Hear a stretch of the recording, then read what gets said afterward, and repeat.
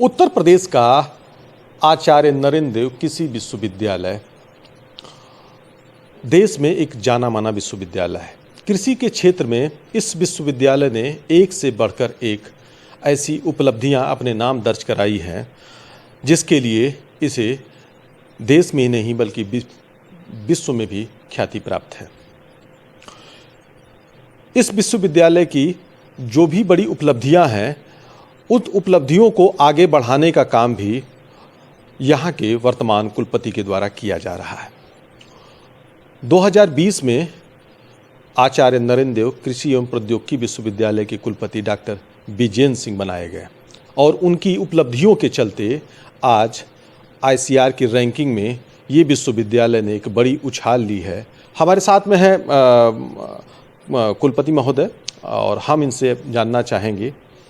Sir नमस्कार। नमस्कार। देखिए, जो हमारा विश्वविद्यालय जब से इसकी स्थापना हुई है, पूर्वांचल में इसके 26 जिले इसके क्षेत्र में आते हैं और अगर 50 साल पहले की आप भौगोलिक स्थिति देखेंगे तो ये 26 जिले पूर्णतया ऊसर के नाम से जाने जाते थे।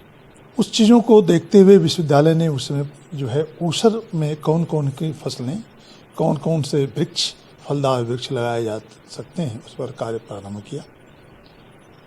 उस दिशा में धान में सबसे पहले, और हम तो ये कहेंगे कि देश का एकमात्र ऐसा विश्वविद्यालय है जहाँ धान में जिस तरह की भी ज़मीन हो, जिस तरह के वातावरण हो, चाहे ऊंची ज़मीन हो, गहरे पानी की ज़मीन हो, जहाँ की 8-10 फीट पानी में भी धान हो सकता है, वो भी हम कार्य कर रहे हैं। घाघरा घाट में जो है 90 से 100 दिन की प्रजातियाँ भी हमारे पास हैं।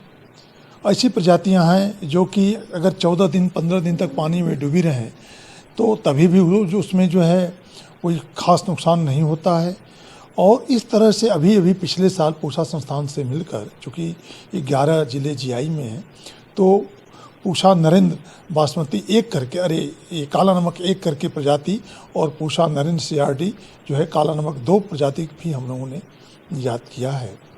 इसके साथ साथ जब फलदार वृक्षों की बात आप करेंगे तो आंवला और बेल ऐसी 2 फसलें हैं जो कि बिल्कुल ऐसी ज़मीन में होती हैं जहाँ की बिल्कुल निगलेक्टेड हैं। उसमें सॉइल pH बहुत हाई है। और इस विश्वविद्यालय मैं ये कहूँगा कि जो नरेंद्र 7 प्रजाति है आंवला की, अगर हिंदुस्तान में जितने भी एकरेज हैं, करीब 85 से 90% एकरेज हमारी एकमात्र प्रजाति जो है आंवला की नरेंद्र 7 जो है पूरे देश में ही फैली हुई है। इसी तरह से धान करीब 40 साल पुरानी है। सरजू बावन आज भी 19% क्षेत्र ईस्टर्न उत्तर प्रदेश, झारखंड, पूर्वी बिहार और छत्तीसगढ़ के एरिया में लगाई जाती है। और इस तरह से अभी भी जो है NDR 97 जो कि कम पानी में बरसात पर ही बिल्कुल हो जाती है। और इसके साथ साथ आप देखे होंगे कि पिछले धान में कंडुआ रोग का प्रकोप बहुत ज़्यादा था, लेकिन हमारी NDR 65 और 64 जो 20-65 जो 2 प्रजातियाँ थीं उससे अवरोधी थी और उसमें इसका प्रकोप 9 के बराबर था। इसके अलावा कुल मिलाकर 35 फसलों में यह विश्वविद्यालय जो 196 प्रजातियाँ निकाला था। विगत जब से मैं आया हूँ, बहुत सारे स्टाफ की भी कमी थी, बीच में कोरोना भी था, लेकिन हमने इस विश्वविद्यालय की स्ट्रेंथ को पहचाना और 19 प्रजातियाँ हमने यहाँ पर निकलवाया। क्योंकि जब आंवला की 20-25 साल के बाद कोई प्रजाति नहीं आई थी, लेकिन मैं देखा कि बहुत सारे अच्छे इनके पास हैं। राष्ट्रीय स्तर पर जो all India coordinated research project on aerial horticulture होता है, उसके माध्यम से आंवला की 2 और 2 बेल की प्रजाति, 1 बेर की प्रजाति और उसकी प्रजाति निकाले ही नहीं, उसके पौधे भी बनवाकर हम किसानों को जो है उनके जितनी भी डिमांड है उसको पूरा कर रहे हैं। इसके अलावा जो है हम सब्जियों में, क्योंकि सब्जी के भी उस समय कोई खास, सभी लोग सुपरन्यूएट हो चुके थे, जो भी कुछ भी हमारे पास लोग थे उससे भी 4 प्रजातियाँ हम निकालें। हल्दी की प्रजाति हमारी बहुत फेमस है, क्योंकि कोरोना पीरियड में आपने हल्दी की शक्ति को सभी ने देखा है। इसी तरह से चना की कोई प्रजाति नहीं थी, नरेंद्र चना एक पर हमने कहा कि भाई ये विश्वविद्यालय है और अच्छी चीज़ें थीं, लेकिन उसको सिस्टमेटिक नहीं किया गया था। चूँकि पूर्व का हमारा अनुभव था, क्योंकि हमने स्वयं एक वैज्ञानिक के रूप में, एक निदेशक के रूप में जब कार्य किया तो 62 सब्जियों की प्रजातियाँ निकाली और करीब 19 फसलों में। तो ग्रुप वही है सब ग्रुप में फसलों में कार्य करने का अनुभव था और उसको इस विश्वविद्यालय में हमने लगाया और जो भी हमारे पास वैज्ञानिक थे उनको हमने प्रभावकारी तरीके से कार्य किया। ये तो इसके हमारी शोध की बात है, लेकिन जब मैं ज्वाइन किया तो विश्वविद्यालय में जो सबसे बड़ी चुनौती थी इस विश्वविद्यालय का एक्रेडिटेशन, क्योंकि एक बार 2014 में जो है टीम आई थी, उन्होंने एक्रेडिटेशन नहीं की थी, दोबारा टीम आने वाली थी और इस बार बहुत बड़ी चुनौती थी, अन्यथा इस विश्वविद्यालय की मान्यता करीब करीब समाप्ति के ऊपर थी। लेकिन हमने अपने छात्रों को साथ मिलकर, स्टाफ के साथ मिलकर इस चुनौती को स्वीकार किया। उस समय मैं एडिशनल चार्ज पर था करीब 6 महीने पहले, क्योंकि मैं डीजी उपकार था और मैं आना जाना यहाँ पर प्रारंभ किया। छात्रों को मैं इकट्ठा किया, उनसे बात की, उनके हॉस्टल, उनके मेस में मैं विजिट किया। सारे हॉस्टल में मैं अपनी दिनचर्या बना लिया था कि प्रतिदिन 7 से लेके 8:30-9 तक मैं हॉस्टल में ही रहूँगा, बच्चों से बात करूँगा। और बच्चों से जब मैंने बात की तो उनकी सारी परेशानियों को हमने समझा। उन परेशानियों को धीरे धीरे हम करके जो हमारे पास संसाधन थे उसके उपयोग किया और उसको हमने समाप्त किया। साफ सफाई विश्वविद्यालय में छात्रों के द्वारा किया और आज भी परिपाटी है कि 1 महीने में 1 दिन मैं स्वयं रहता हूँ, सारे विश्वविद्यालय के स्टाफ, कर्मचारी और छात्र मिलकर पूरे कैंपस को सफाई करते हैं, अपने विद्यालय में सफाई करते हैं, अपने हॉस्टल की सफाई करते हैं। तो बिल्कुल 0 बजट पर हम अपने विश्वविद्यालय को इस समय जो है साफ़ सफाई और जो बिल्कुल नीट एंड क्लीन रखने में जो हमारे पास संसाधन है, हम सफल भी हैं और लोग, आने वाले लोग जो है इसकी सराहना भी करते हैं। हमें भी अच्छा लगता है कि हमारे विद्यार्थियों और हमारे जो स्टाफ ने मिलकर जो यहाँ कार्य कर रहे हैं, इससे लोग जो हैं प्रभावित हैं। हो सकता है दूसरे जगह भी इस तरह की पुनरावृत्ति करने के लोग जो है सोचें। था कि देखिए, हम लोग पढ़ाई लिखाई कर रहे हैं, शोध कर रहे हैं, लेकिन किसान को बीज और प्लांटिंग मटेरियल चाहिए। उस दिशा में भी हमने सोचा। यहाँ पर जब मैं किया तो बहुत कम बीज की यहाँ पर पैदा होता था और इस समय जो है करीब 350% उसकी मात्रा बढ़ाई है। पिछले साल सब तो 14,000 जो है हमने कुंटल पैदा किया। इसके जब मैं आया था तो 2,500-3 हज़ार कुंटल, और अभी जो बीज पैदा होता था वो ग्रेन में ज़्यादा हो जाता था, किसी कारण रिजेक्ट हो जाता था। तो अब हमने जो है उसकी बीज को, चूँकि किसानों को गुणवत्तायुक्त बीज और प्लांटिंग मटेरियल, क्योंकि हमारे विश्वविद्यालय नर्सरी के लिए जाना जाता था, 20-25 साल से नर्सरी करीब समाप्ति की करार पर थी, तो जो हमारे पास संसाधन थे उससे हमने नर्सरी में किया। सब्जियों के बीज उत्पादन के लिए भी हमने कार्य किया, उनके भी अब किचन गार्डन पैकेट हमने यहाँ पर प्रारंभ कर दिए हैं। तो एक तरह से सारे दिशा में। और चौथा होता है यहाँ पर एक्सटेंशन। चूँकि पहले 17 कृषि विज्ञान केंद्र थे, जब मैं आया तो 8 और कृषि विज्ञान केंद्र मिले। आईसीआर ने पैसा दिया, शासन में माननीय कृषि मंत्री जी, माननीय मुख्यमंत्री जी ने कृषि विज्ञान केंद्रों की हालत को जाना, उन्होंने स्वयं उसके लिए हर कृषि विज्ञान केंद्रों में पैसा दिया और उससे कृषि विज्ञान केंद्रों में आपको मैं बता दूं कि 26 किलोमीटर तो बाउंड्री में बनवा चुका हूं करीब, और करीब 18 किलोमीटर के आसपास उनके परमानेंट और टेम्पररी रोड, 27 ट्रैक्टर हमने खरीदे हैं यहाँ पर। तो जो इसके बाद उसके साथ इम्प्लीमेंट है, तो जो उनकी मूल चीज़ें थी हमने जो है, और 27 में जो है जो ट्यूबवेल बनाए हैं उसमें से 24 जो है सोलर आधारित है ट्यूबवेल, और इसी तरह से ट्रैक्टर हमने खरीदे, आपको मैं बताया। तो जो मूल रूप से यहाँ पर जो ज़रूरतें थी उसको भी हमने इंफ्रास्ट्रक्चर किया। पशुओं को मैं देखा कि चारा की, हरी चारा की व्यवस्था नहीं थी, उनको कोरोना पीरियड में मैं स्वयं प्रतिदिन डेयरी में जाता था। और आप हमारा अगर डेयरी देखेंगे तो बहुत ऐसे लोग प्राइवेट जो जानवर पाल हैं उनसे भी हमारे पशुओं का स्वास्थ्य अच्छा है। और इसी तरह से स्पोर्ट में बच्चों को खेलने के अच्छे साधन नहीं थे। वो मैदान में मैं देखा तो जंगल का था, ऊंचा नीचा था। तो मैं जब आया तो मैंने सोचा कि 2 काम हो सकते हैं, तालाब भी बन जाएंगे और जो है उस मिट्टी से जहाँ जहाँ ज़रूरत है उसको पूरा हो जाएगा। तो मैं 22 तालाब यहाँ बनवाया, और 22 तालाब की विशेषता ये है कि विश्वविद्यालय की कॉलोनी के पानी आता है वो भी इकट्ठा होता है, छात्रों के हॉस्टल का पानी आता है वो भी इकट्ठा होता है, बरसात का पानी आता है वो भी इकट्ठा होता है, और उसमें मछलियाँ हमने छोड़ा है। और कुछ इस तरह से मॉडल किए कि एक तो पानी का रिचार्जिंग हो रहा है, जो माननीय प्रधानमंत्री जी का, माननीय मुख्यमंत्री जी का सपना है वो हो रहा है, और दूसरा हमको उसके रेवेन्यू के साधन मिले क्योंकि उससे मछलियाँ आ रही हैं। उन्होंने बनवा लिया और कुछ ज़मीन थी जो कि बिल्कुल ऊसर थी, झाड़ी झंकार थी, ऊंची नीची थी। तो मैं अपना जेसीबी वगैरह करा कर पूरा कोरोना पीरियड में उनको डेवलप किया और कैंपस में ही आप देखेंगे खुद कि 80-90 एकड़ जो बैरन ज़मीन थी, जो कभी खेती नहीं होती थी, उसमें खेती करना हमने प्रारंभ करवा दिया। जो हमारे सीड फार्म थे वहाँ पर भी उतना उसको प्रॉफिटेबल नहीं था, प्रोडक्टिविटी 10-12 कुंटल होती थी। फिर हमने धान की कुछ फार्म तो हैं 50 कुंटल से ज़्यादा प्रोडक्टिविटी बढ़ गई है, और कुछ फार्मों में ऑन एन एवरेज, लेकिन अगर आप देखेंगे जहाँ 10-12 होती तो उनकी प्रोडक्टिविटी 30-35 हो गई है, क्योंकि थोड़ी ऊसर ज़मीन है और चारों तरफ से खुला है तो जानवरों का भी अतिक्रमण काफ़ी होता है। लेकिन अब धीरे धीरे करके, और मनरेगा में भी हमने बात किया तो 5 करोड़ जो है 66 लाख की से हमको पैसा मिला। तो मसौदा में 3 फार्म हैं 188 एकड़ के अलग अलग, उसको हमने अपना बनवा दिया है। यहाँ पर भी एक फार्म किया है और अभी उत्तर प्रदेश शासन में हमने पैसे के लिए किया है, वहाँ पर भी करीब करीब होगा। इसी तरह से यहाँ बिल्डिंग बनी हुई थी एग्री बिजनेस की, वो बिल्डिंग जो है प्रारंभ नहीं थी, 10-12 साल पहले की बनी थी, जीर्ण सी अवस्था में थी।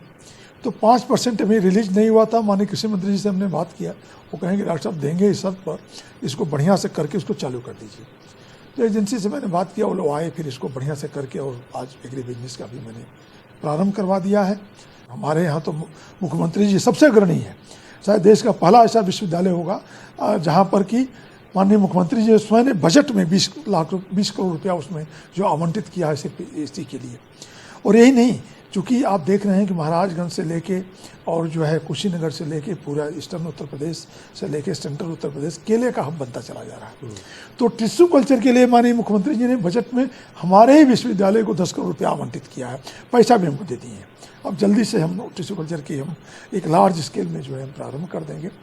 तो सारा चीज़ें मिलकर, क्योंकि भविष्य में कृषि को कृषि के उद्योग के रूप में जब हम विकसित करेंगे, अभी जो हमारे किसान भाई हैं, हम धान गेहूं को राह बेच रहे हैं, लेकिन जब उसके वैल्यू एडेड कर भाई हम चावल के रूप में, अभी इस अंतर्राष्ट्रीय मिलेट वर्ष भी आप देखते हैं कितना है, तो थोड़ा सा मिलेट अगर हम आटे में मिला दें, गेहूं के आटे में मिला दें, और उसमें चाहे कोदो हो, चाहे मड़ुआ हो, चाहे ज्वार हो, चाहे बाजरा हो, चाहे जो है टांगुन हो, जिसको इधर की भाषा से सामा हो, उसको थोड़ा सा मिला दें, तो उसमें चूँकि प्रोटीन मिलता है, इधर कुछ कम हमके तत्व मिलते हैं, लेकिन इसमें calcium, phosphorus, zinc, magnesium, selenium, हर चीज़ तत्वों में मिलता है। तो पूरा कंप्लीट मिलकर, क्योंकि भारत सरकार ने फूड सिक्योरिटी तो कर दिया है, लेकिन हमें न्यूट्रिशनल सिक्योरिटी की तरफ हमें आगे बढ़ना है। तो ये सारे जो मिलेट ईयर और मिलेट का जो माननीय प्रधानमंत्री जी और माननीय मुख्यमंत्री जी हमेशा इसकी प्रमोट कर रहे हैं, और प्रदेश में तो करीब 550 करोड़ की माननीय मुख्यमंत्री जी ने भारत सरकार के अलावा बजट की भी व्यवस्था की है। तो आप समझ लीजिए कि इससे जो एक क्रांति आएगी कि हम न्यूट्रिशन सिक्योरिटी की तरफ देश आगे बढ़ेगा। जो 1 ट्रिलियन की व्यवस्था है उसमें हम आगे बढ़ेंगे। जो उत्तर प्रदेश की, क्योंकि 5 ट्रिलियन जब पूरे देश है, उत्तर प्रदेश है, और जानते हैं कि फूड उत्पादन में जब हम 22% की अपनी जो है उसमें कंट्रीब्यूशन दे रहे हैं, तो 5 में 20% का तो कंट्रीब्यूशन उत्तर प्रदेश को देना ही है, और उसमें कृषि का बहुत बड़ा योगदान रहेगा।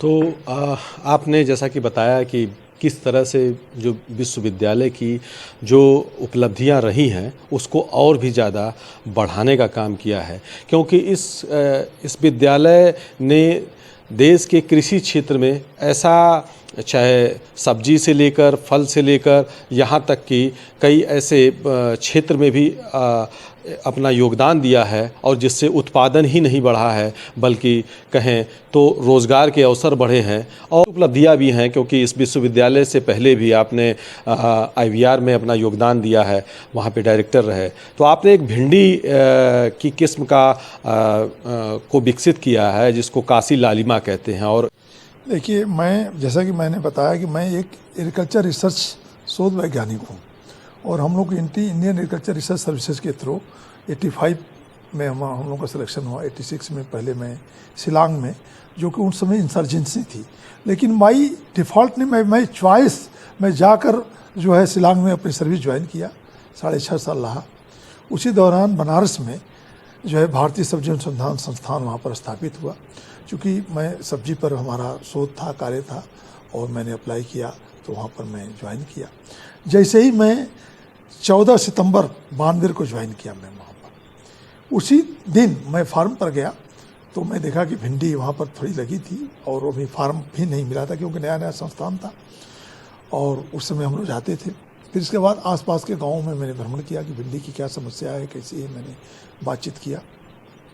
तो मैंने ये देखा कि भिंडी की जो उस समय की परंपरागत प्रजातियाँ थी बड़ी बड़ी होती थी और भिंडी को तोड़ने में जो है वो ईचिंग जो कहते हैं खुजली टाइप का होता था, उसमें रोए होते थे। तो मैंने कहा कि अच्छे, तो उस चीज़ को ख़त्म करने के लिए मैंने पूरे राष्ट्रीय स्तर पर जितने भिंडी के जन्म द्रव्य हैं उसको इकट्ठा किया और इसके साथ साथ उसमें जीन खोजा कि जो सबसे बौनी प्रजाति क्या है। बौनी का जब हम तात्पर्य करते हैं तो भिंडी फलती है, आप देखते हो गांठों पर फलती है और गांठों के बीच की दूरी अगर कम है तो कोई नुकसान नहीं करता है। तो मैं ऐसे जन द्रव्य का विकास चयनित किया और उसको अपने क्रॉसिंग प्रोग्राम में, ब्रीडिंग प्रोग्राम में लिया ताकि हमारी एक BR-5 प्रजाति आई, केवल जो है 40-50 सेंटीमीटर ऊंचाई होती थी और उसकी पैदावार उतना ही होती थी जो है 1.5-2 मीटर की जो है प्रजातियों में होती थी। और राष्ट्रीय स्तर पर जब उसकी टेस्टिंग हुई तो करीब करीब जो है 30 सेंटरों पर टेस्ट हुआ, 28 में सबसे ज़्यादा जो है प्रथम स्थान पर रही। उस जीन को हमने इस्तेमाल किया। तो उसके साथ साथ एक BR-6 हमारी प्रजाति थी जो थोड़ा सा 1.25 मीटर के बीच में थी, उसमें और पैदावार ज़्यादा थी। तो यही प्रजातियां दोनों या तो प्रथम होती तो द्वितीय ये थी और 2 पर हमारी प्रथम थी। तो दोनों प्रजातियों को राष्ट्रीय स्तर पर इसको जो है हमको मिली। इसके साथ साथ और ये प्रजातियों के विकास से पूरे राष्ट्रीय ने अंतर्राष्ट्रीय स्तर पर लोगों ने इसको यूटिलाइज किया, चाहे सरकारी क्षेत्र में चाहे प्राइवेट में। और भिंडी जो पहले लंबी लंबी होती थी सब छोटी छोटी होना शुरू की। तो एक तो हमने इस तरह का जीन डेवलप किया कि पूरे एक भिंडी के पूरे आइडियो टाइप को हमने चेंज कर दिया। दूसरे भिंडी पर जब हम लोग कार्य करते थे तो ये हुआ कि भाई भिंडी केवल हरी दिखाई दे रही है, लाल क्यों नहीं दिखाई दे रही है। तो हमारे जब हमने क्रॉसिंग प्रोग्राम किया तो जानते हैं जीन मल्टीप्लिकेशन से, उनके इंटरेक्शन से बहुत सारे कम्बिनेशन होते हैं, ये बहुत लंबी साइंस है इसमें। तो कुछ पौधे उसमें रेड के हमको मिले और जो है उसमें अलग तरीके का था, उनको फिर आइसोलेट करके फिर उनको बढ़ाना शुरू किया तो देखा कि कुछ उसमें अच्छे आए। और तभी से करते करते प्रदेश सरकार के माध्यम से हमने काशी लालिमा और आज तो काफ़ी उसकी उपलब्धि हो चुकी है। इसी तरह से भिंडी में प्रथम जो है संकर प्रजाति किसी भी सरकारी क्षेत्र की नहीं थी, तो DBR-1 काशी जो है उस समय शीतला जी का मंदिर है थोड़ी देर पर, तो शीतला ज्योति और शीतला उपहार उन्हीं के नाम पर हमने उसको भी विकसित किया। इसके साथ साथ हमें कार्य करने को दिया गया मूली में, क्योंकि मूली जो अगेती जो हाई टेम्परेचर में होती थी, आप देखते हैं कि अगर 4-5 दिन में ही अगर उसमें खेत से उसकी हार्वेस्टिंग न किया जाए तो उसमें स्पंजी हो जाती है। तो हमने ऐसी मूली की प्रजाति विकसित की कि 15 दिन तक भी अगर उसको खड़ा न दिया जाए हार्वेस्टिंग तो उसमें स्पंजी नहीं होता है, क्योंकि उसमें हमने पत्तियों की संख्या बढ़ा दी। इसी तरह गाजर में हमने कार्य किया। अब तो जो रेनबो कलर ऐसे गाजर की प्रजाति हम लोगों ने विकसित की है जिसमें कि सारे कलर हों। जब हम कलर का तात्पर्य होता है कि हर तरह के न्यूट्रिएंट हो, उसमें बीटा कैरोटीन भी हो, एंथोसाइनिन भी हो, जो है जेंथोफिल भी हो, उसमें लाइकोपिन भी हो, तो सारे तत्वों सारे जो है उसमें एंटीऑक्सीडेंट का समावेश हो। तो इसी तरह से फिर हमने इस पर मटर पर कार्य करना प्रारंभ किया। तो जितने कुल मिलाकर 19 प्रजातियों पर कार्य प्रारंभ किया और इसके जब मैं निदेशक बना तो वहाँ पर कुल 20 प्रजातियों पर कार्य किया जाता था। तो 22 और सब्जियों को उसमें समावेश किया ताकि जो उस सब्जियों को जिसको कहते हैं अंडर यूटिलाइज और लेसन हो। तो जैसे बथुआ हुआ, जिसमें चौलाई हुआ, उस पर हमने काम किया। बसेला जो पोई कहते हैं, यहाँ तक कि हमने कमल पर कार्य करना प्रारंभ वहाँ पर करवाया। कमल जानते हैं, कम्बोडिया जैसे देश में कमल उनकी इकानमी है। कमल ऐसा पौधा है, हर अंग उसका लाभकारी है। उसके पत्तियों पर आप जानते हैं लोग खाना खाते हैं, उसके जो सीडो जो डंठल होता है उसका अचार बनता है, नीचे वाला में खाते हैं। कमल गट्टा देखते हैं कितना न्यूट्रिशियस है। उसके कमल के फूल किसी भी सीजन में देखते हैं कि मंदिरों में कितना महत्वपूर्ण है। तो कमल ऐसा है कि जो है हर उसके पौधे का हर भाग है, उस पर हमने कार्य प्रारंभ किया। इसी तरह से जो विंग्ड बीन एक तो चकोनी सेम होती है, उस पर हमने कार्य प्रारंभ किया। इसके साथ सोयाबीन जो सब्जियों टाइप होती है उसमें बौनी तरह के सेम पर प्रारंभ हमने।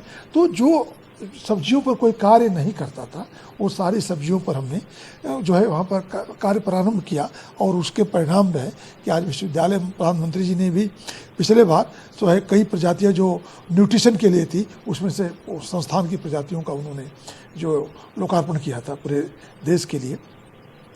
और जो हम लोगों ने मटर की प्रजातियां निकाली, काशी नंदिनी, काशी उदय, काशी शक्ति, ये सब प्रजातियां, काशी अगेती, ये इतनी पॉपुलर हैं कि आज भी उसका बीज हम लोग किसानों को नहीं दे पा रहे हैं। अगर आप देखिए अब क्या है, सब्जी में हम किसानों को या सबको ये कहते हैं कि आपको ऐसी सब्जी उगाना है जो कि एक सप्ताह में कम से कम 15 तरह की सब्जियाँ खाएंगे, क्योंकि किसी न किसी सब्जी में किसी न किसी तत्व की, किसी न किसी विटामिन की, किसी न किसी न्यूट्रिएंट की अधिकता होती है। तो सारे जब चीज़ें आप खाएंगे तो आपको एक बैलेंस डाइट होगा। तो उस तरह से, उसी विचारधारा से हमने पूरा तरह तरह की सब्जियों को जो अंडर एक्सप्लॉइटेड थी वहाँ पर कार्य किया और वो है, और उसका प्रतिफल है कि भारत सरकार ने भी हमें जो भी ये सम्मान से रफ़ी अहमद की दहीज भी दिया। हम लोगों ने काम किया टीम वर्क में, टीम वर्क अवार्ड भी मल्टीडिसिप्लिनरी से हम लोगों को सम्मानित किया गया। और जो मैं जहाँ कार्य किया जो है बेस्ट इंस्टीट्यूट का अवार्ड भी वहाँ पर मिला। मैं पहले नेशनल कोऑर्डिनेटर था all India coordinator research project on vegetable में, उसमें भी राष्ट्रीय स्तर पर उसको बेस्ट SCRP का भी जहाँ मिला। तो हम लोग जहाँ भी रहे हैं एक टीम भावना से कार्य किए हैं और टीम भावना का प्रतिफल है कि जो है सम्मान भी मिला है और उसकी उपलब्धियां जो मिली हैं वो उपलब्धियां सीधे जो है किसानों तक गई हैं। वहाँ पर बेस्ट मैनेजमेंट का भी बहुत अच्छा मॉडल हमने IVR में डेवलप किया और यहाँ पर भी आप जाएंगे वाटर यूटिलाइजेशन का जैसे मॉडल डेवलप किया है वहाँ पर हमने डेवलप किया। वहाँ पर सीड प्रोडक्शन और SC ST के कई प्रोजेक्ट वहाँ पर लाए ताकि हमारी जो चीज़ें हैं वो किसानों तक सीधे पहुँच पाएँ। और अंतर्राष्ट्रीय स्तर पर भी उस संस्थान को भी हमने MOU कराया है और यहाँ पर भी अंतर्राष्ट्रीय और राष्ट्रीय स्तर पर करीब 56 संस्थाओं और विश्वविद्यालयों से हमने MOU कराया है। क्योंकि देखिए हमारे पास सारे संसाधन नहीं है और राष्ट्रीय शिक्षा नीति भी यही कहती है कि जो संसाधन नहीं है, हम जहाँ संसाधन है उनसे हम अपना MOU करें और उनसे मिलजुल कर जो हम कार्य करेंगे तो कम संसाधन में, कम पैसे में हमारे विद्यार्थियों को, चाहे हमारे जो वैज्ञानिक हैं, अध्यापक हैं, उनकी भी ख्याति बढ़ेगी। आपने जैसा कि बताया कि किस तरह विश्वविद्यालय की उपलब्धियां हैं और विश्वविद्यालय की जो भी उपलब्धियां हैं उसको एक छोटे से इंटरव्यू में बताना भी आसान काम नहीं है, क्योंकि इस विश्वविद्यालय के पास में बहुत सारी ऐसी उपलब्धियां हैं। इस विश्वविद्यालय ने देश को अगर सबसे बड़ी लौकी दी तो देश को सबसे बड़ा बेल भी दिया। आंवले की एक से बढ़कर एक प्रजातियां दी तो वहीं मसालों में हल्दी की ऐसी ऐसी प्रजातियां भी विकसित की जो शरीर और हमारे खान पान को समृद्ध करती है। इसीलिए धान गेहूं के क्षेत्र में, चना मटर के क्षेत्र में ऐसी ऐसी प्रजातियां विकसित हुई हैं और डॉक्टर विजेंद्र सिंह ने इस गौरव को बढ़ाने का काम किया है। और आगे भी इनका प्रयास है कि जिस तरीके से विश्वविद्यालय का जो गौरव है, जो प्रदेश के जो भी वर्तमान में जो कृषि विश्वविद्यालय हैं उसके माध्यम से इस विश्वविद्यालय को सर्वोपरि बनाए रखा जाए और यहाँ के माध्यम से यहाँ के छात्र, यहाँ के शोध कार्य निश्चित रूप से देश ही नहीं बल्कि विश्व के क्षितिज पर पहुँचे। धर्मेंद्र सिंह, किसान तक, अयोध्या। अगर ये वीडियो आपको पसंद आया है तो इसे लाइक ज़रूर करें। अगर चैनल अभी तक सब्सक्राइब नहीं किया है तो कर लें और नोटिफिकेशन पाने के लिए बेल आइकन भी दबा दें।